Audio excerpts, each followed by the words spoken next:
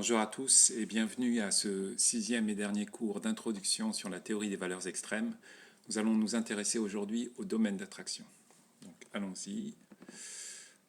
On va mettre ça sous forme de vignette et commençons. Donc on va commencer par une définition, la définition du domaine d'attraction. Nous avons vu que si on prenait le maximum de variables aléatoires indépendantes et identiquement distribuées ici, on supposait que convenablement recentré par un certain Bn est divisé par un certain An, avec Bn et An qui sont une suite de constantes, enfin de quantités déterministes, pour lesquelles tous les An sont positifs. Donc on suppose en fait que convenablement recentré et renormalisé, tout ça converge en loi vers quelque chose. Eh bien cette loi appartient à une famille de trois lois possibles, Weibull, Gumbel ou Fréchet, qui sont les trois lois des extrêmes.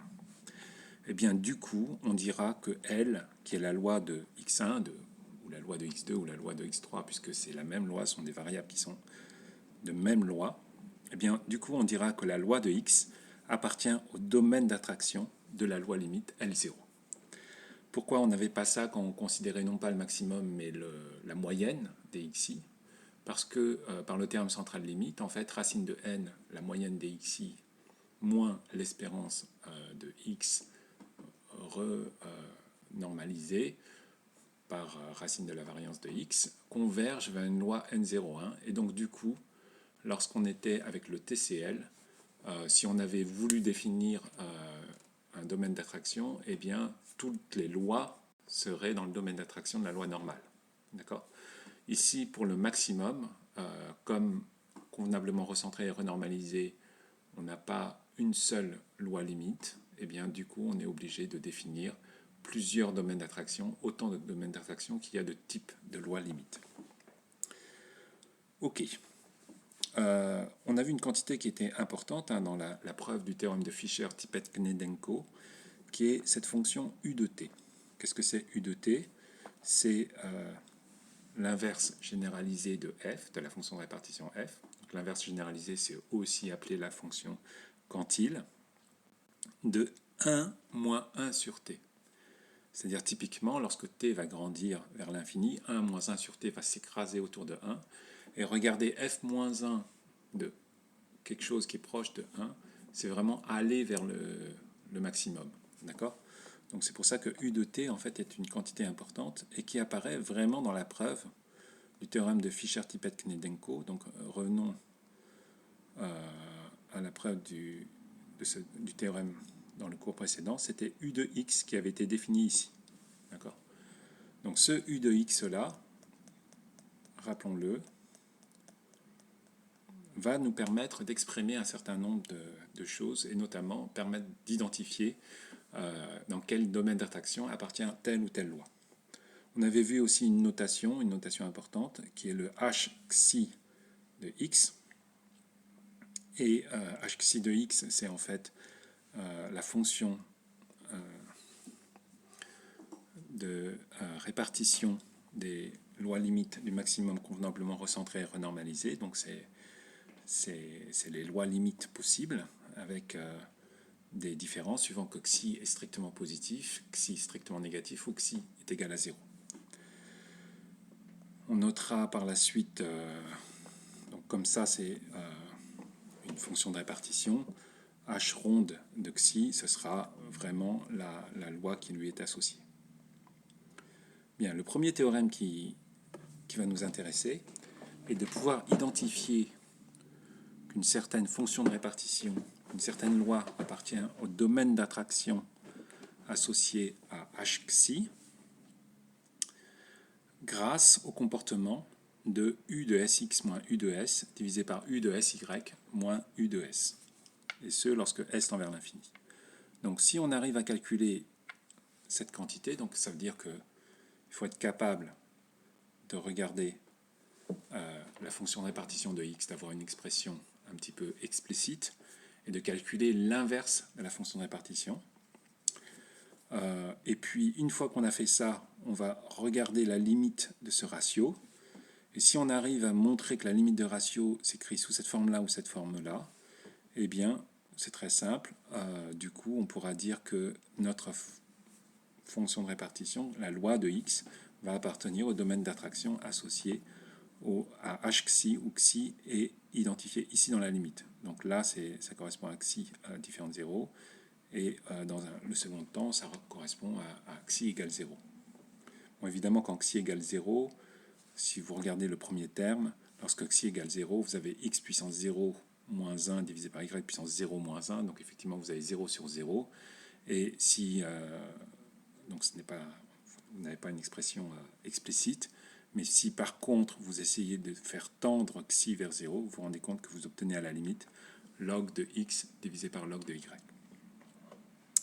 Bien, pourquoi on a ça? Je vais vous expliquer un petit peu avec les mains, en reprenant effectivement la démonstration de Fischer-Tippek-Gnedenko. On avait dit que U apparaissait dans la preuve, et on a vu la chose suivante, on a vu que U, la limite de U de Tx moins U de T divisé par un certain A de T, ça allait converger vers E de X. Donc je ne refais pas la preuve, mais on a remarqué que E de X, à la fin, on l'obtenait sous forme d'une certaine constante. Donc E de Y, c'est une certaine constante multipliée par Y xi moins 1. Pour le coup, quand on revient ici, si vous faites U de Tx moins U de T, si vous voulez essayer de vous débarrasser de A de T, donc vous divisez par U de Ty moins U de T, ça va tendre, lorsque T tend vers l'infini, vers E de X divisé par E de Y. C'est-à-dire, la constante s'élimine au numérateur et au dénominateur, donc on aura un X xi moins 1 divisé par Y xi moins 1. Okay, donc ça correspond vraiment à ce qui est exprimé dans la première proposition du cours d'aujourd'hui, qui est qu'effectivement ce rapport tend vers x puissance xi moins 1 divisé par y puissance xi moins 1. Donc là, on a une condition nécessaire et suffisante qui pourrait nous donner le domaine d'attraction. On a une autre condition nécessaire et suffisante, qui est celle-ci, la proposition 4.3. Donc f, la fonction de répartition de x, appartient au domaine d'attraction de h xi, si et seulement si, pour certaines constantes an et bn avec an strictement positif, vous avez la limite de cette quantité-là, qui est moins log de h xi. Qu'est-ce que c'est que cette quantité? Vous avez un f bar, donc f bar c'est la fonction de survie. Donc autant f de x c'était la fonction de répartition, la probabilité pour que grand x est inférieur ou égal à petit x. Si on fait 1 moins grand f de x, donc on obtient la probabilité de l'événement complémentaire, c'est-à-dire la probabilité pour que grand x soit strictement supérieur à petit x. Donc ce qu'on appelle la fonction de survie, je l'ai noté dans le cours, f bar. Eh bien, on va voir très simplement pourquoi ça c'est vrai. Donc, si vous prenez simplement si vous supposez que la loi de x appartient au domaine d'attraction de h de xi, eh bien, on a déjà fait quand même ce calcul pas mal de fois. Donc, le maximum, la fonction de répartition du maximum, c'est simplement f à la puissance n. Quand vous dites que c'est que x chapeau n moins bn divisé par an converge en loi vers quelque chose, vous regardez la fonction de répartition de cette quantité et vous faites apparaître donc la fonction de répartition du maximum évaluée en x an plus bn. Donc ça, c'est tout simplement là le 1 moins f bar, c'est aussi le f de x an plus bn que vous mettez à la puissance n parce que c'est la fonction de répartition du maximum. Donc on a 1 moins f bar à la puissance n. Comme d'habitude, on prend le log. Donc vous avez log de h xi, vous avez le n qui descend et vous avez un log qui apparaît ici. Maintenant, si vous voulez avoir une convergence vers quelque chose de fini, eh bien, il faut que, sachant que ici vous avez n qui tend vers l'infini, du coup le log de toute cette quantité-là tend vers 0. Pour qu'un log puisse tendre vers 0, il faut que l'argument du log puisse tendre vers 1. Donc, comme l'argument du log c'est 1 moins f bar, on en déduit que f bar tend vers 0. Si f bar tend vers 0, eh bien on a aussi un équivalent de log de 1 moins f bar. Donc, l'équivalent en question, log de 1 moins u est équivalent à u plus un petit taux de u en u proche de 0, d'accord? Comme cette quantité-là tend vers 0, eh bien, on a l'équivalent du log ici, qui est donné par f bar. Et cette limite-là devient une limite, lorsque n tend vers l'infini, de n fois f bar x pris en x à n plus bn. Okay. Donc voilà.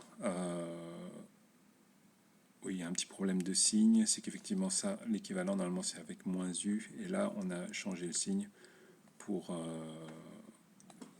voilà.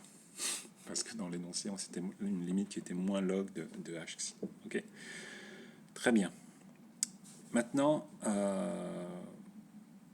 est content un petit peu, mais on a le problème de la proposition de 4.3, c'est qu'on a de suite AN et BN, et on va simplifier un petit peu les choses dans la proposition 4.4. Alors pour cela, on a besoin d'une notation. XF de x, c'est f-1 de 1. Donc en fait, c'est la limite du maximum. On a vu que le maximum en fait tendait vers le point extrême du support de notre distribution, qui est le f-1 de 1, et donc que ce point extrême puisse être soit égal à plus l'infini, soit égal à une valeur finie.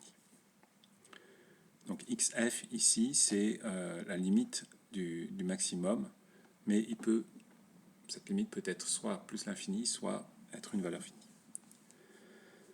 Bien. La loi de x appartient au domaine d'attraction de h xi, si et seulement si, pour une certaine fonction alpha, on a la limite lorsque u tend vers ce xf en question, donc cette limite du maximum, par valeur inférieure, donc c'est pour ça que vous avez un moins là, ici, c'est normal, le maximum tend par valeur inférieure vers xf. Hein. De quelle quantité? De la quantité f bar, donc pris en deux arguments différents, soit c'est x alpha de u plus u, soit c'est en u. D'accord? Et suivant les valeurs de la limite, on va pouvoir détecter le domaine d'attraction de notre loi de x. Donc si effectivement la valeur de la limite c'est exponentielle moins x, le domaine d'attraction correspond à h de xi 0, h de xi avec xi égale 0. Et si c'est sous cette forme-là, eh bien ça va être h de xi avec le xi en question, qui peut donc être soit positif, soit négatif. La preuve, alors avant de regarder la preuve, simplement la chose qui est intéressante de remarquer, c'est que autant dans la proposition 4.3 on avait deux suites, AN et BN, autant ici on a une seule suite, parce que vous avez une fonction en fait. C'est comme si vous avez BN qui est ici, et vous exprimez AN comme une fonction de BN. D'accord? Donc là, dans la preuve, c'est ce qui va se passer. Vous allez prendre BN qui est un U de N. Donc je rappelle ce que c'est. Hein. BN est égal à U de N. Et par définition, c'est F-1 de 1 moins 1 sur N. D'accord? Et si on regarde, donc supposons que tout soit inversible, que grand F est inversible. Donc si j'applique F de Bn, vous obtenez 1 moins 1 sur n, c'est-à-dire en passant de l'autre côté, 1 sur n est égal à 1 moins f de Bn, c'est-à-dire f bar de Bn. D'accord? D'où l'expression de f bar de Bn qui est égale à 1 sur n. Et pour le coup, quand on regarde n fois f bar de alpha Bn fois x plus Bn, ça va s'écrire comme f bar de x alpha de Bn plus Bn divisé, puisque vous avez identifié 1 sur n sous la forme f bar de Bn. Donc du coup, vous divisez par f bar de Bn, et vous avez exactement cette égalité-là. Okay.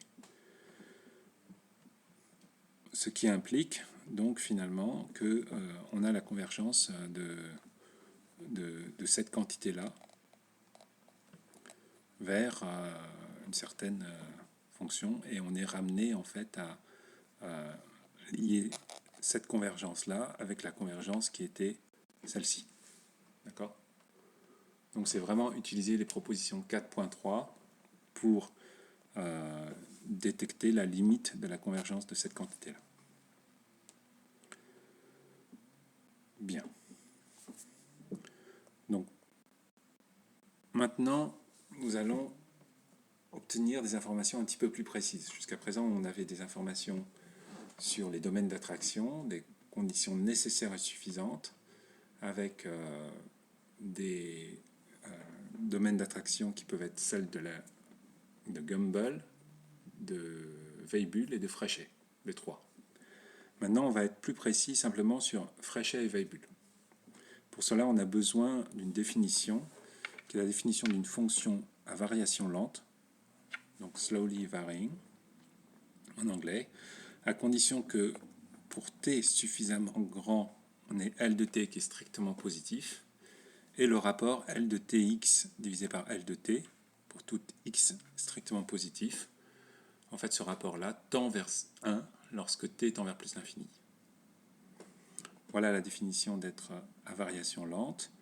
Et il se trouve, donc on ne fait pas la preuve de ça, mais il se trouve que toute fonction à variation lente peut s'écrire sous la forme suivante, comme étant égale à un certain c de x convergeant vers une constante strictement positive.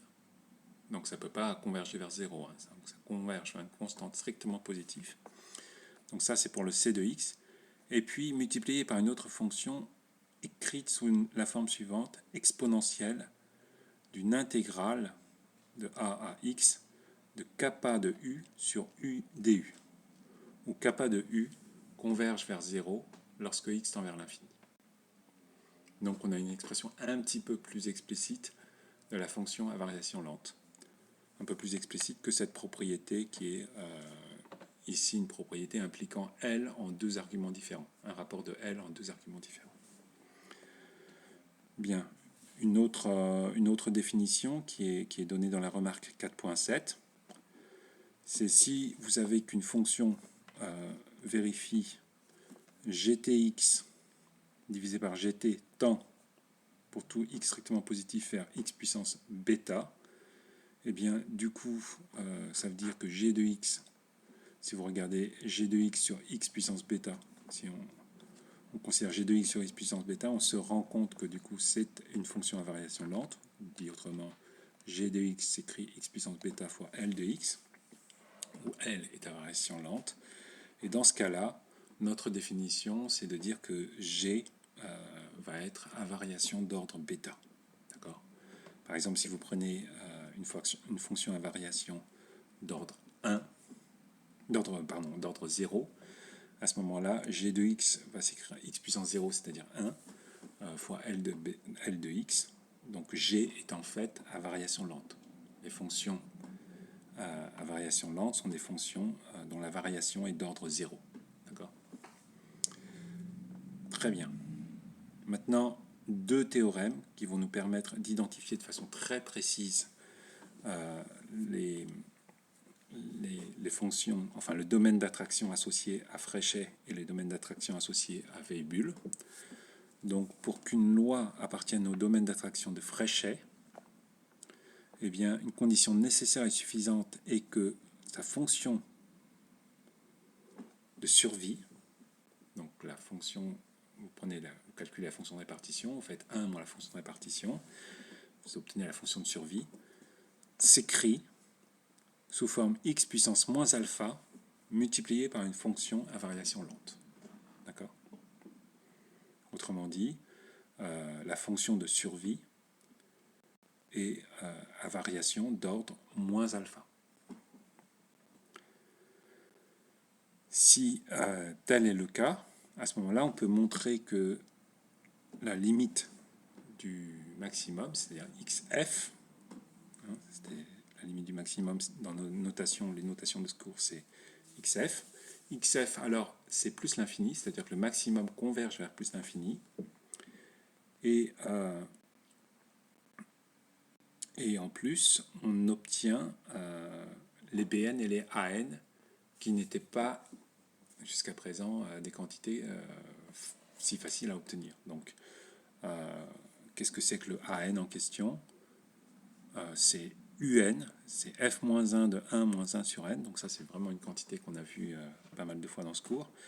Et la convergence en loi, c'est sous la forme le maximum des xi, donc x chapeau n, divisé par an. On n'a pas besoin de recentrer par un bn. D'accord? Donc c'est comme si vous preniez bn égale 0. Très bien. Donc x chapeau n divisé par an converge en loi vers quelque chose qui est en fait une loi de Fréchet. Bien. Alors maintenant, on va passer à la preuve du théorème 4.8. Alors, ce qui va nous intéresser, en fait, c'est un sens de la preuve. On ne fait pas tout. Donc là, je vais vous expliquer simplement un sens, sachant que si vous voulez faire la preuve complète sous les hypothèses du théorème, c'est un petit peu long et un petit peu compliqué de démontrer tous les détails. Mais par contre, faire un sens nous permet de comprendre un peu les éléments qui apparaissent dans le théorème et du coup de les retenir pour mieux les appliquer plus facilement. Donc faisons quand même cette preuve, ce sens.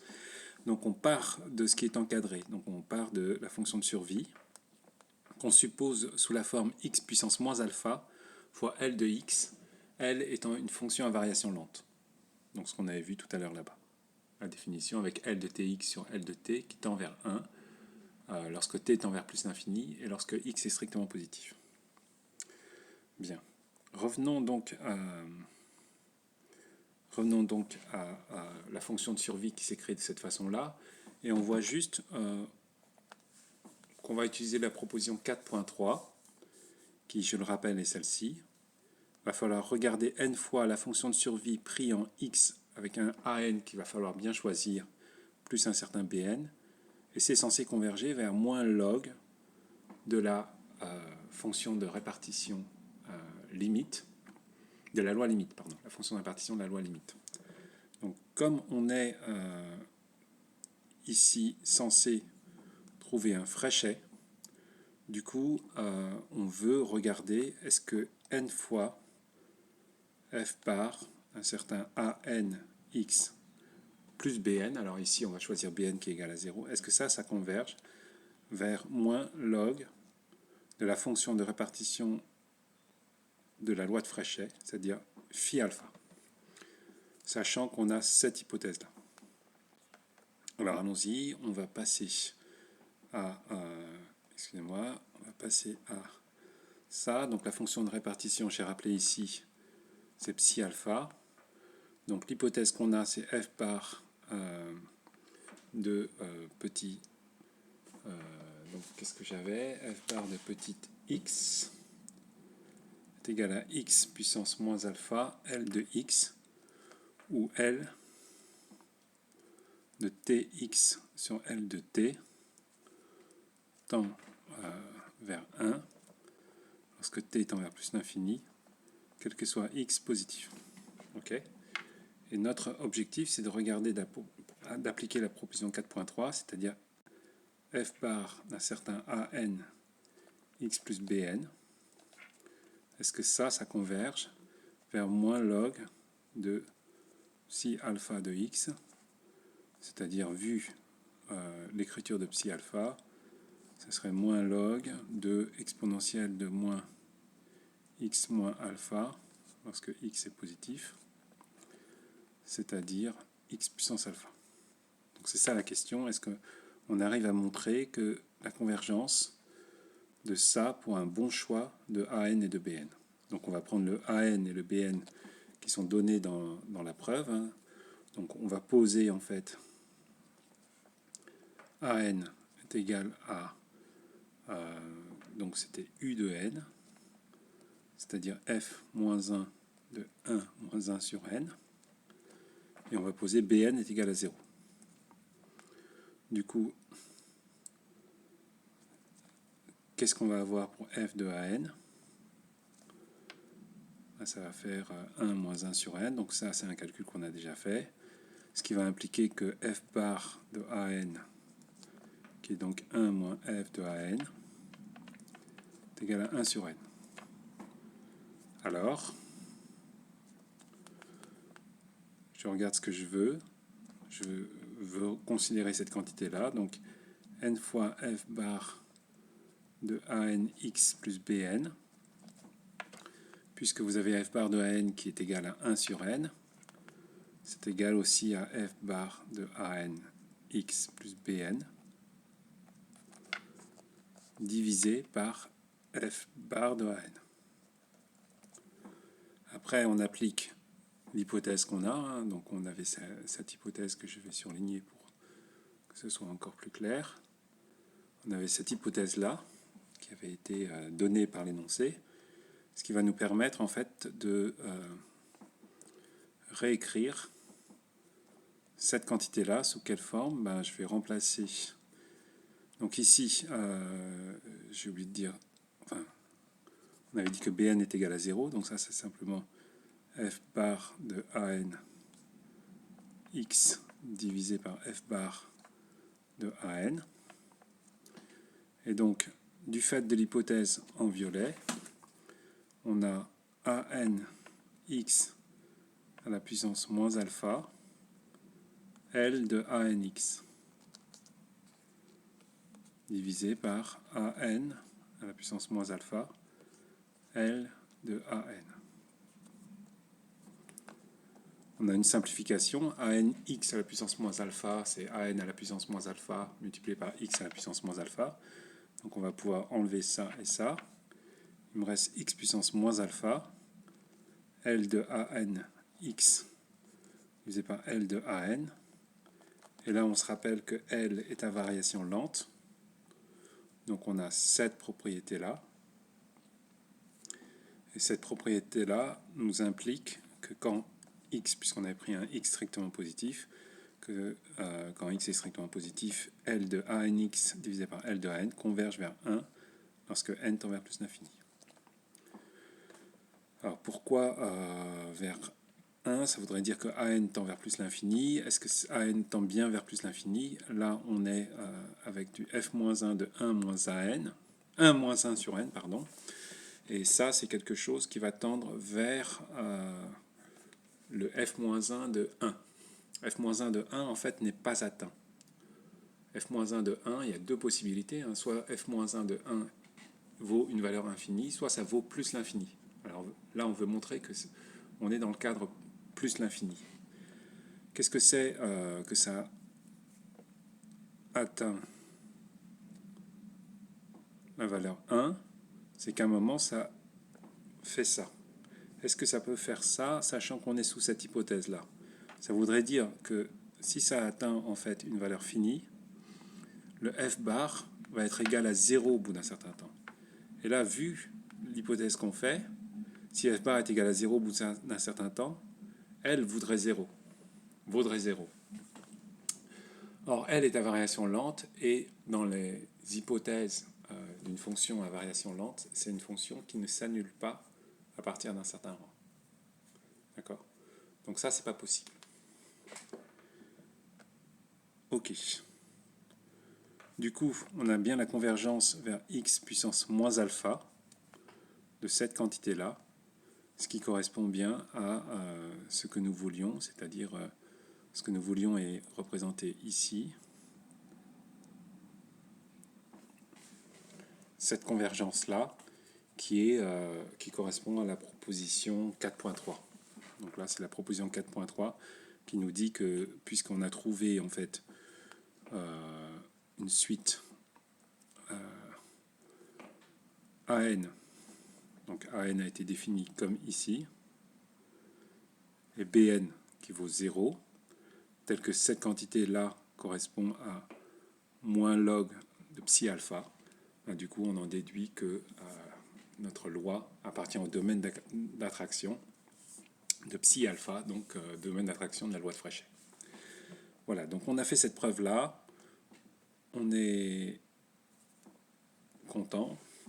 Et en plus, on a vu qu'on pouvait choisir Bn égale 0, donc du coup, c'est un x chapeau n. On n'a pas besoin de recentrer par rapport à un Bn, on doit diviser simplement par rapport à un An, qui a été complètement défini. Hein. An est complètement défini. C'est cette quantité-là.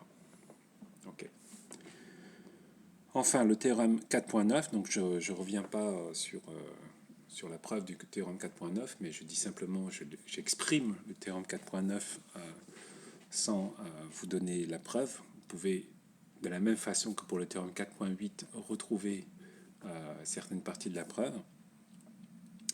Eh bien, pour appartenir au domaine d'attraction de la loi de Weibull, une condition nécessaire et suffisante est que la limite du maximum, hein, xf de x, c'est-à-dire f-1 de 1, est inférieure à plus l'infini, ce qui contraste avec le théorème précédent où c'était plus l'infini, et f bar de x, c'est-à-dire la fonction de survie, pris en un point qui est la valeur limite du max, c'est-à-dire xf, moins 1 sur x, et bien son comportement est de la forme x puissance moins alpha fois une fonction à variation lente.